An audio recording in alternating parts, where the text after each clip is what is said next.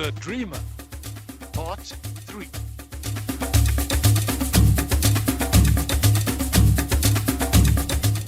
Pharaoh was seated on his throne, not looking very happy with life. As soon as I entered, he raised his scepter and summoned me over. So, you are the dream interpreter? I only hope you're not like my sorcerers, soap priests. They absolutely useless.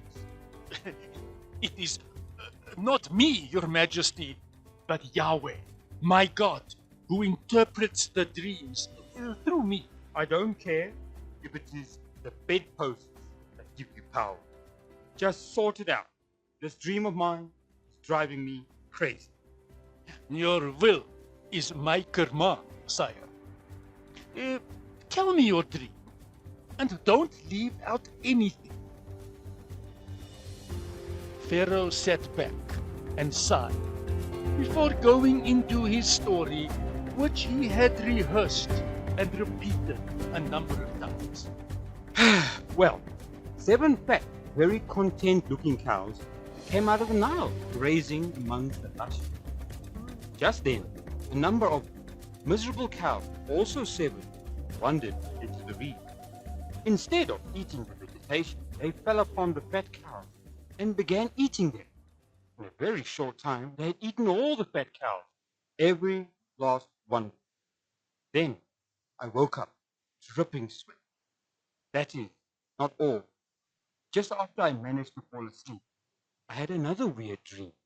7 heads of large, healthy grain were growing on a single stalk when, suddenly, a thin stalk carrying 7 heads of sickly-looking grain moved over and ate the good grain.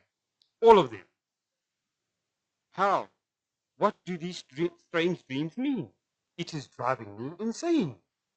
I was silent for a few seconds before God opened my eyes to reveal to me the exact meaning of these night apparitions. Your Majesty, Yahweh has revealed to me the exact meaning of what your dreams are. He has taken pity on you, and despite some of these devastating predictions, you are going to come out victorious. You see, the next 7 years are going to be incredibly productive. And more rain is going to fall than you had ever thought was possible. And as a result, your lands will produce more crops than you had ever seen before. I couldn't help seeing the smile of pleasure fill Pharaoh's face. The problem is, sire, I continued gravely, the 7 years of productivity are going to be followed by 7 years of unparalleled famine. A time when no rain will fall, yeah, or in the land surrounding the Nile. The Egyptians, your people, they are going to starve. That same smile ran away from his face like a scared rabbit. You mean we are going to have 7 years of no crops, no food, nothing? Maybe not, Your Majesty, I continued as I stroked my shaven chin for dramatic effect. I believe that the time of drought could be amicably resolved and you could become even richer than you are now. Pharaoh sat forward and stared at me in mild fascination. Do you propose, young man? Do you recommend that I kill half the population and then charge the remaining families for the funerals? Or even better, we round up all the fat Egyptians, slaughter them, and make pies with their flesh to sell to the remaining population? I could see that he was being facetious. Not quite, Your Majesty.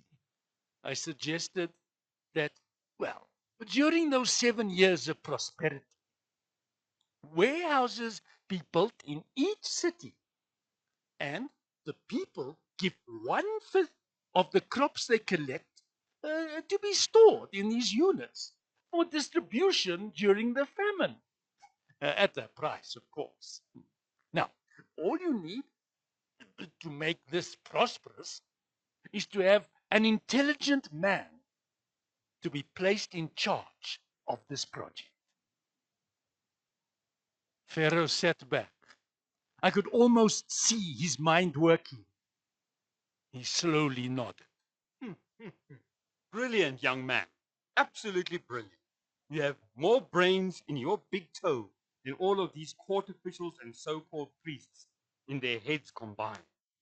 Tell you what, with the training and God-given talent you have already got, I will place you in charge of your own project. You will fall directly under me and be in charge of all Egypt. I will give you my ring to seal all of it. Then began the most glorious and perfect days of my life. God had brought everything together. Those days when I was abused and mocked by my own brothers suddenly became distant memories. Being dragged through the desert behind a smelly camel for kilometer after kilometer seemed to have slipped into the dark, dank areas of my brain. And those days in that stinking cell suddenly just didn't matter anymore.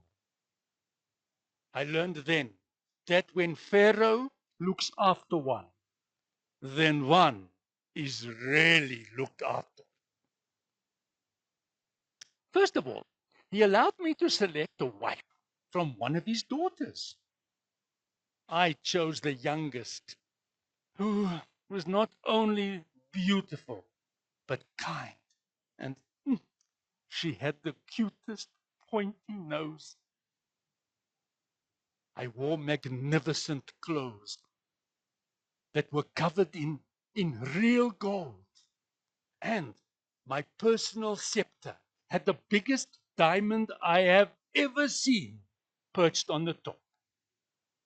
Now, the first thing I did was to issue orders that, with immediate effect, all crops and especially grain collected must be carefully measured by each farmer, and 1/5 placed on one side to be collected by guards appointed to me by Pharaoh. I also arranged for large storehouses to be built in every Egyptian city, with the biggest built in Avaris. I then appointed honest and responsible men to oversee each of the warehouses, as well as the collection of the grain. For the next 7 years, joy filled every household as buckets of rain fell and the crop yield exceeded anything they had ever experienced before. My, my life, too, was, well, it was perfect and complete. It was something I had never experienced before. My wife gave birth to 2 sons, and everybody in Egypt honored and respected me. Something I'd never had before. Yet, deep down, I so much wanted to see my dad. And despite what they had done to me, I also longed to see my brother. It was a couple of years into the famine when my desires were granted. One morning, while sitting with my officials examining the income and expenditure of the grain stored in the warehouses, I realized that what God had done through me was not only to save the Egyptian nation, but also thousands in surrounding countries. And just then, I was advised that a group of men from Canaan was waiting outside to purchase grain. When they entered, my heart skipped a beat. I couldn't believe it. They, they were my brothers, all 10 of them. Despite the 14-year gap, I recognized them all immediately. Unfortunately, with my perfectly plaited goatee and fancy headgear, they did not have a clue that I was their sold off brother. Well, I thought to myself as I watched them bow low before me, time for a little bit of fun. The shoe this time was now definitely on the other foot, my foot. I pretended I could not understand a word that they were saying in my mother Hebrew tongue and sent for an interpreter. I stared at them silently as they nervously fidgeted, too afraid to look at me. Reuben was the first to speak as he made an extravagant false bow. My lord, as you know, this famine has been so severe that nearly all the countries surrounding your land, Egypt, are suffering greatly. We, your humble servants, would like to purchase grain for our family, including our father in Canaan.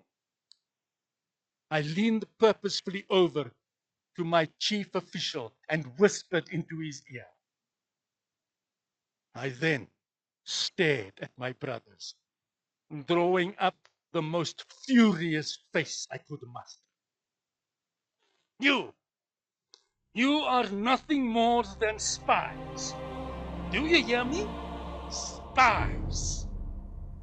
I shouted at them through gritted teeth.